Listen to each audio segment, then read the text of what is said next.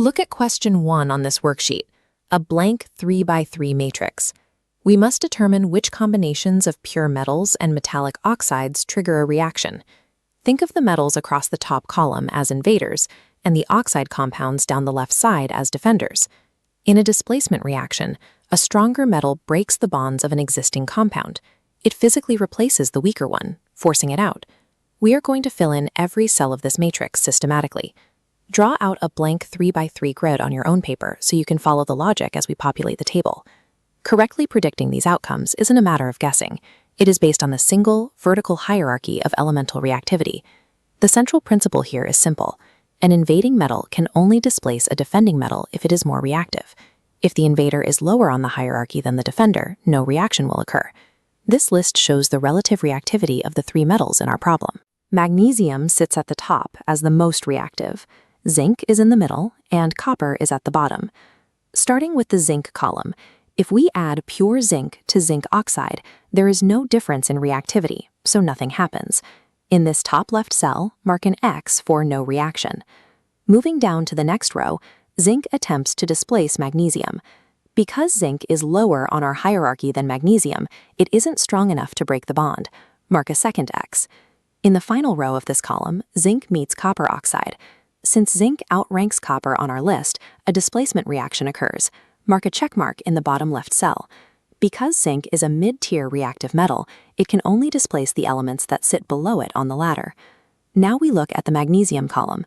On this specific list, magnesium is the most reactive element present. Following the hierarchy, magnesium will displace zinc, it will have no reaction with itself, and it will displace copper. That gives us a check, an X, and a check down the middle column. Finally, we move to the copper column. Copper is the least reactive metal on our board. Since it cannot displace magnesium or zinc and has no reaction with its own oxide, copper fails to react in any of these three cases. Mark 3 X's down the right side. Metals at the extreme ends of the series create these absolute repeating patterns of all reaction or no reaction across the matrix. Question 2 asks which metals do not corrode easily. This refers to metals that sit at the absolute bottom of the global reactivity series. Gold and platinum are the primary answers. They are so unreactive they don't oxidize or tarnish, remaining pure and uncorroded even after decades in storage. Silver is also correct. Its low reactivity lets it survive for millennia, preserving fine details on ancient coins that reactive metals would lose to corrosion.